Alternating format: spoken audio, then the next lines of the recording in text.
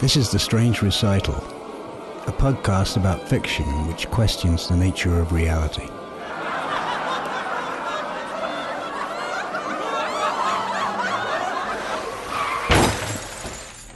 Two men, Orson Welles and Marlon Brando.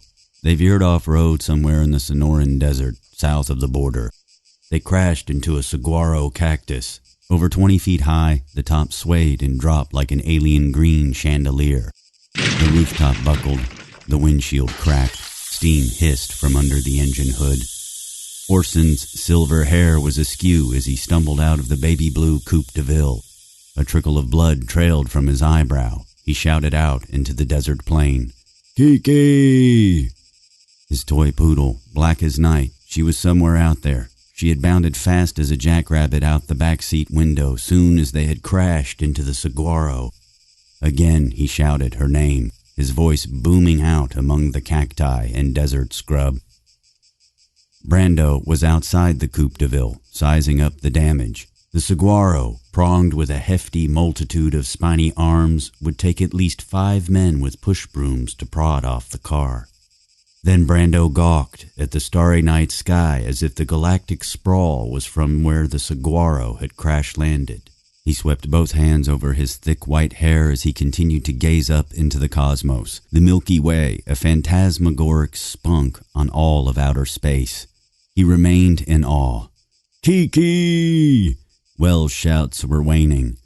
Still, he was hoping to see the phosphorus orbs of her eyes, somewhere out there blinking back at him, but all he could see was what surrounded him, more scrubweed, ocotillo, and those imposingly tall cacti, some 30, 40 feet high.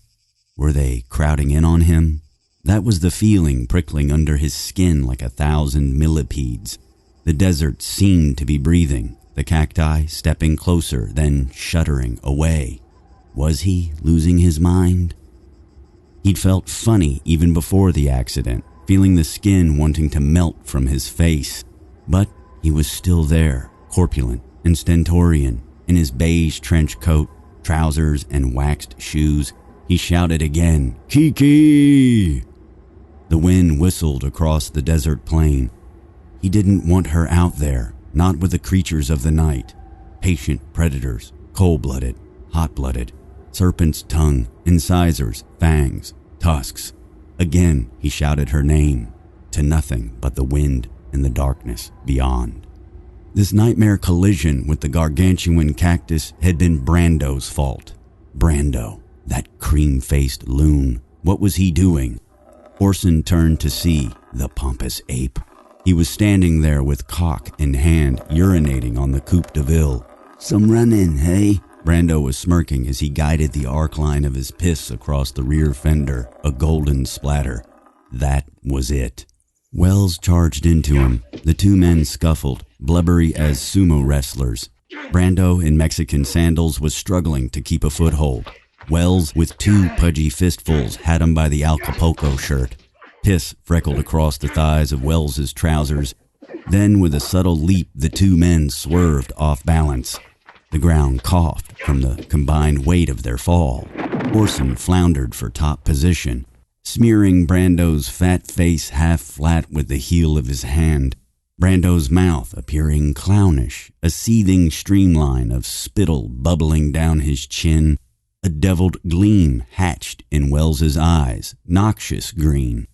Was this what he had wanted all along? To bash in Brando's head? There was a desert rock, jagged enough, large enough, to do the job. Brando saw it too.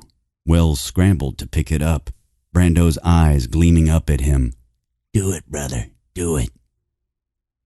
It was only hours ago when the violence between them was nothing more than the dulled sounds of their steak knives struggling to cut through tough meat.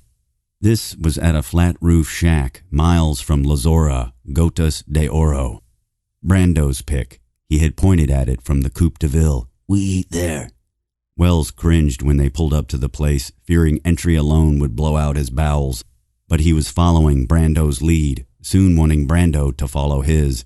For it was Welles who had driven from Hollywood Hills to Lozora to pitch Brando on a bit part in his film adaptation of Merchant of Venice. The cook with corn-nut teeth and cow's blood spattered on his chef's coat was also their waiter. They were the only ones there, except for Kiki on Wells's lap, the globular wets of her eyes blinking, patiently waiting for their food to arrive.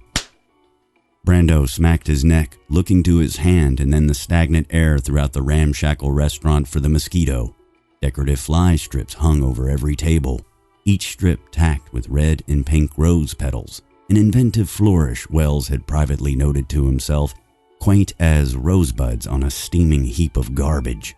At Brando's insistence, their order was the same. Dinner was served on clay plates, hanger steak with chunky cactus sauce, fried plantains, and port wine. Orson bared his teeth as he strained to swallow another gulp. It was time to lure Brando into the role. He placed the tin cup on the table. "You'll play old Gobbo, the blind father of Lancelot.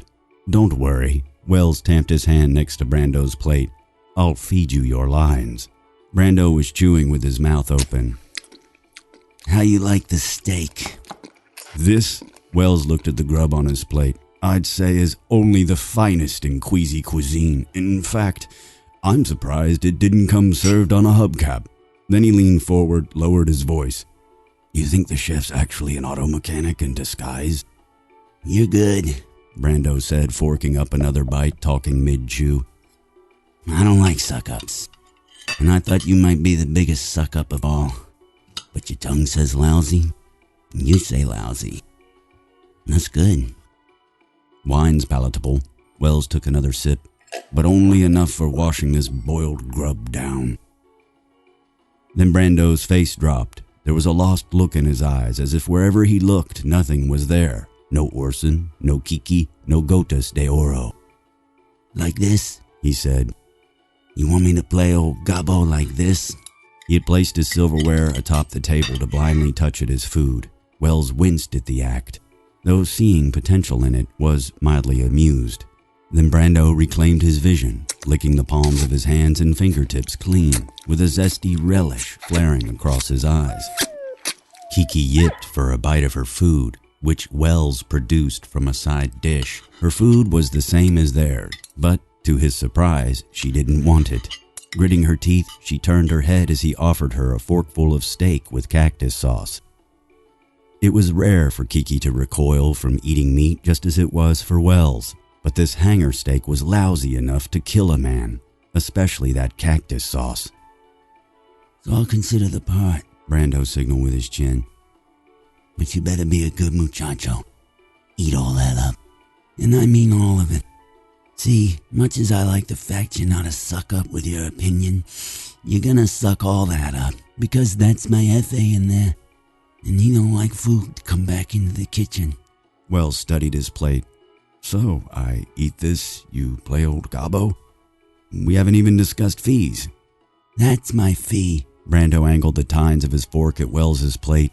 Then the food before Orson suddenly seemed delectable, except for the cactus sauce, which he scraped to the side. "No, you eat it all." Brando thwacked his fork. The rim of Wells's plate cracked. Kiki growled. "That means the cactus sauce, too." Brando grinned. "What is it?" Wells's lip shriveled at the thought of eating the chunky aloe sauce. "A gateway to the stars." Brando smiled triumphantly. Wells jerked back in his seat. "What, are you trying to poison me?" Then Brando clawed up a slimy bite of Wells's cactus sauce, slurped it up with a pleased grin. "Now eat it up, and to the stars we'll go with me as old Gobbo." "The stars," Wells said with a cocked eyebrow. "You say that like a slick-haired loaf in a lawn chair, eager to sell Hollywood maps to the stars." "And you say that," Brando fattened his cheeks chubby with cactus sauce, "like one of those stars that's no longer on the map."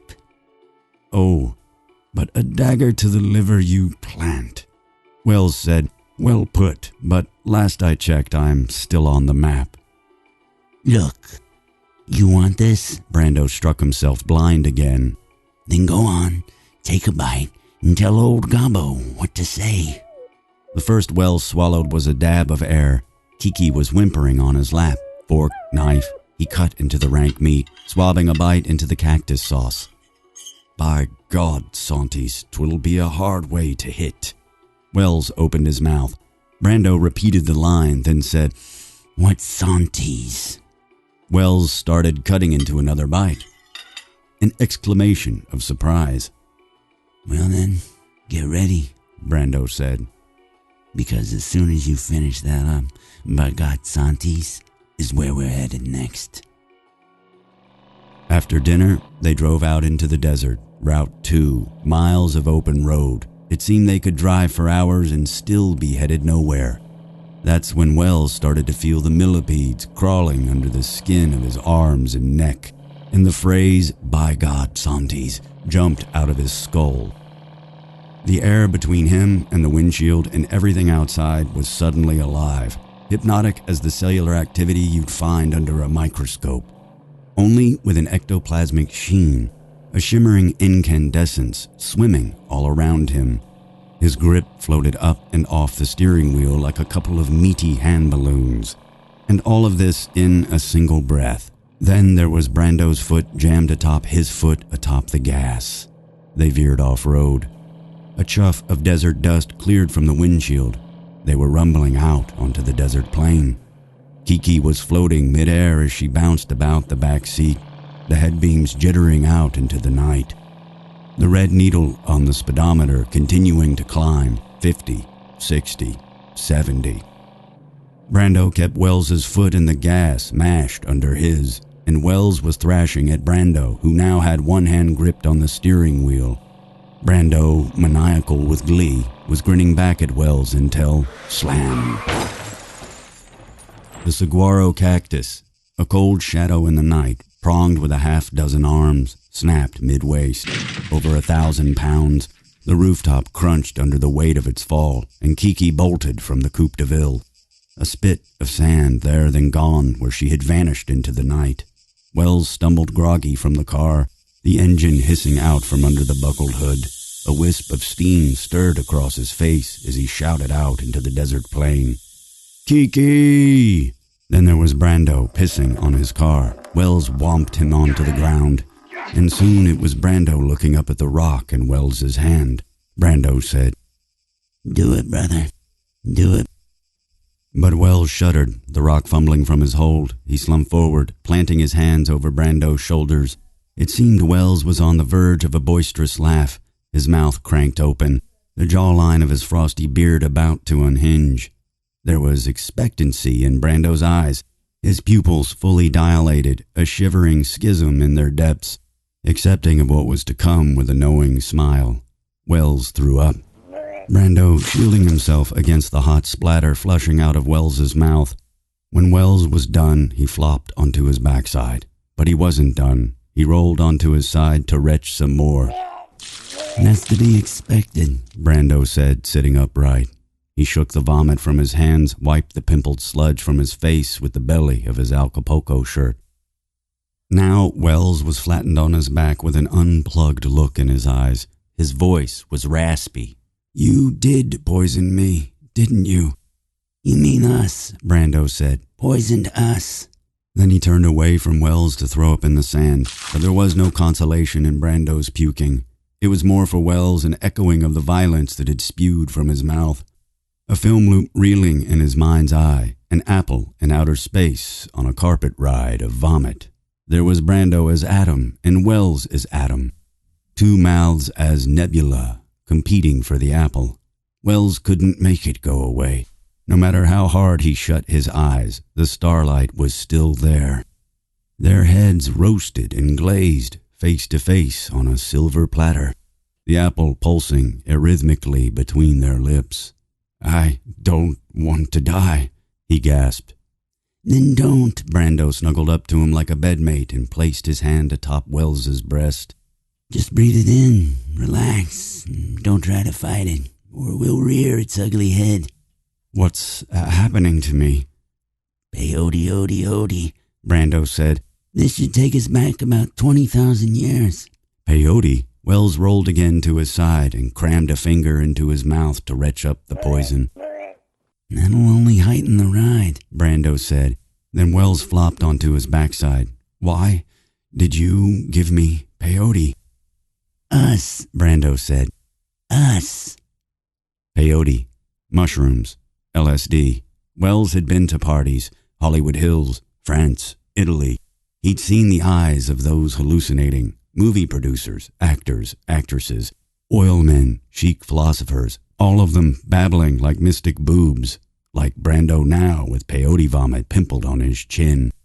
Until now, Wells had steered clear. He wanted nothing to do with tearing into the fabric of the cosmos. Such a peekaboo seemed a gamble with insanity. Brando, his case in point, who was now rambling about hagfish and how they didn't have eyes.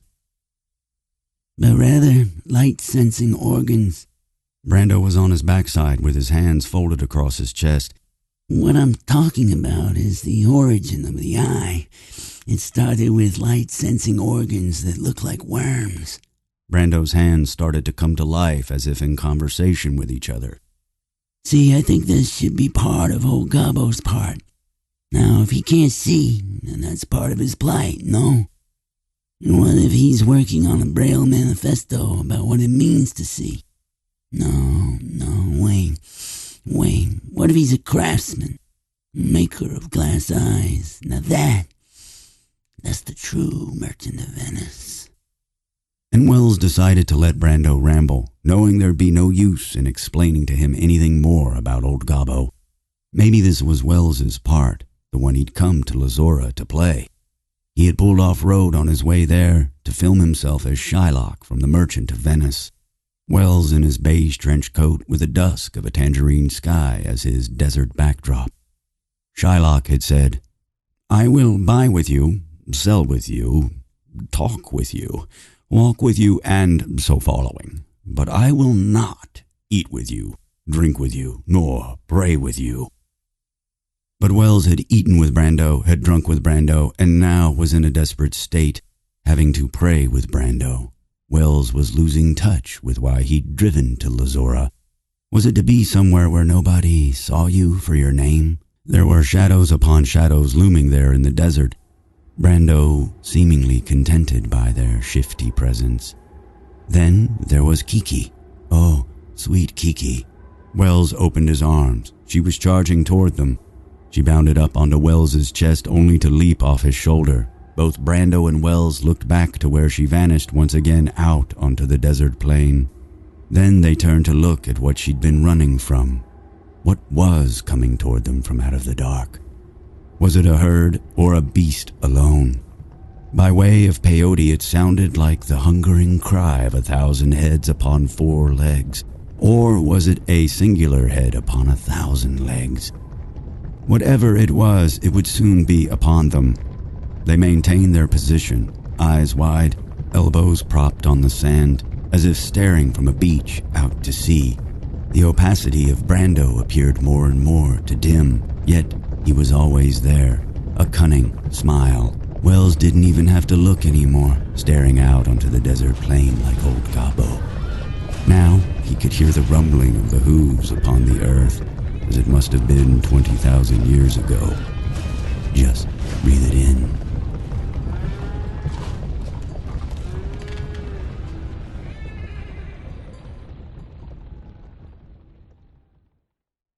That was More Starlight, Please, written and read by Caskey.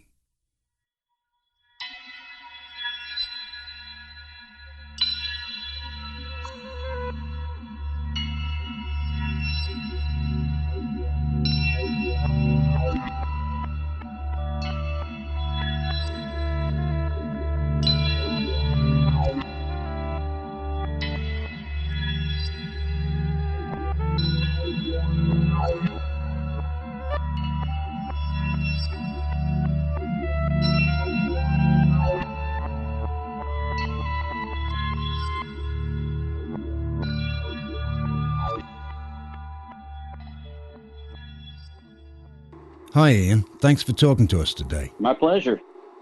Your story really grabs people by the throat right from the start and doesn't let go. You have quite a cast, Orson Welles and Marlon Brando, in their twilight years it would seem. What made you choose these two? Or were they just the first thespians who came to mind?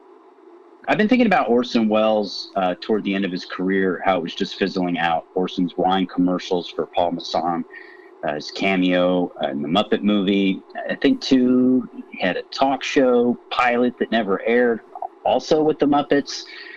And then there was Superman with Christopher Reeve and Marlon Brando. And for that cameo, playing Superman's father, Jor-El, Brando earned an astronomical sum of money. And then I recall reading somewhere, possibly My Lunches with Orson by Peter Biskin, that Welles had also auditioned for the role. And that had me thinking what Welles must have felt like losing that role to Brando, who at that time was infamously hard to work with.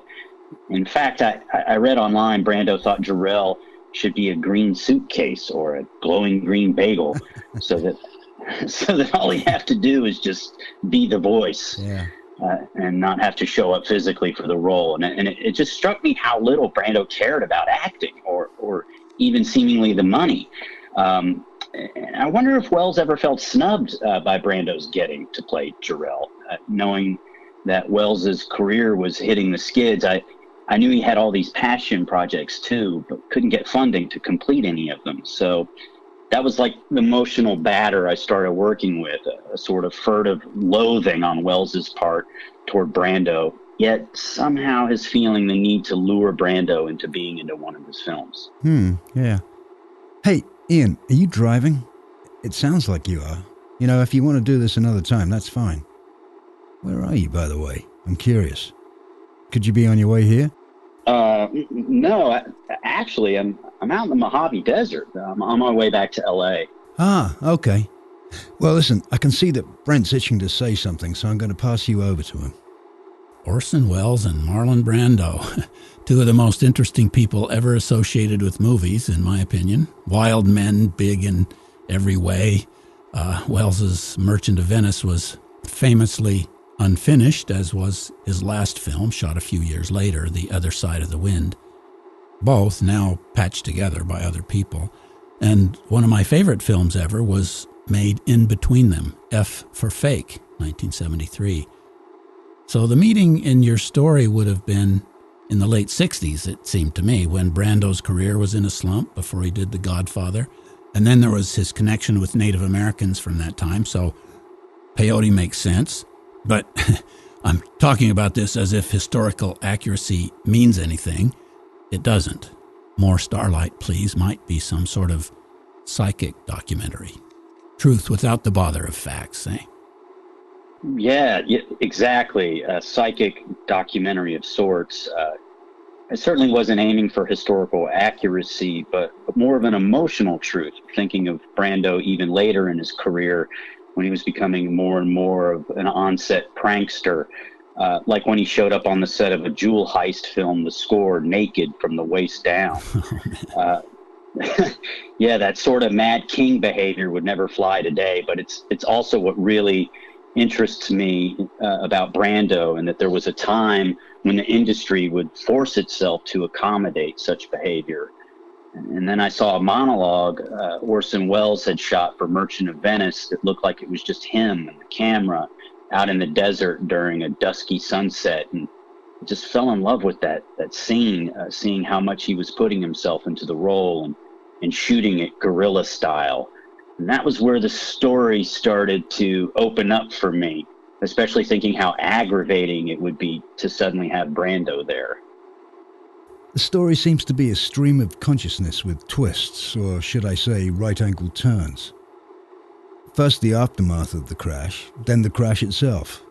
The transition made through a shared disgusting meal, a kind of inverse gluttony of food and power. Then we understand the whole thing is fueled by peyote. It's reminiscent of one of those beat poet American road trips gone even more awry than usual. It feels to me like a cinema of words, an oniric cinema. Maybe that's why he chose the actors as characters. Does any of this strike a chord? Absolutely. In fact, in an earlier draft, I had Orson dressed up as a beat poet in a beret and black turtleneck, but the turtleneck didn't fit and kept pulling up over his Pillsbury gut, drawing too much attention. And you're spot on with the story being a cinema of words. I'm a failed filmmaker turned fiction writer, and that's where my interest in Wells feels personal. I also have a lot of unfinished films and half-finished stories, but Wells also had all these completed masterpieces, and I wondered what that must have been like to go from that to having a bunch of unfinished films and stacks of reel cans all around you. It must have been maddening. And then I would think about Wells shooting that scene out in the desert, and then Brando somehow being there like a nightmare in a Mad Hatter's hat. I'm reminded of Fear and Loathing in Las Vegas. Maybe Wells should have made The Merchant of Vegas. Yeah. Hey, so Ian, more Starlight, please. There's the beauty of the desert. There's the twinkle of Hollywood. Who's asking for more? Is it you, the author? There's an excess in this story, and I think the title was born out of that, a sort of sarcastic saturation, like, could we possibly have any more Starlight here? My eyes are starting to bleed. Okay. Yeah. Well, I know the desert, that night sky full of stars. Really, it's a wonder to see.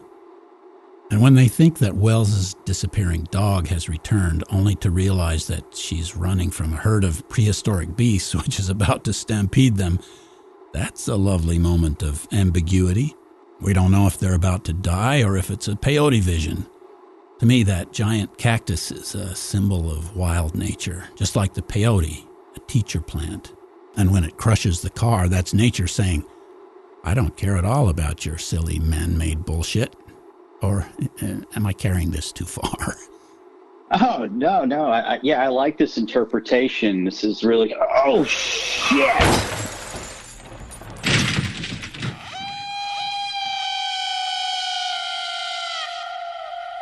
This is The Strange Recital, on the web at thestrangerecital.com. The music on this episode was Salsa After Work Party by D. Yankee and Postludio Reverso by Claudio Nunez. This is episode 19112.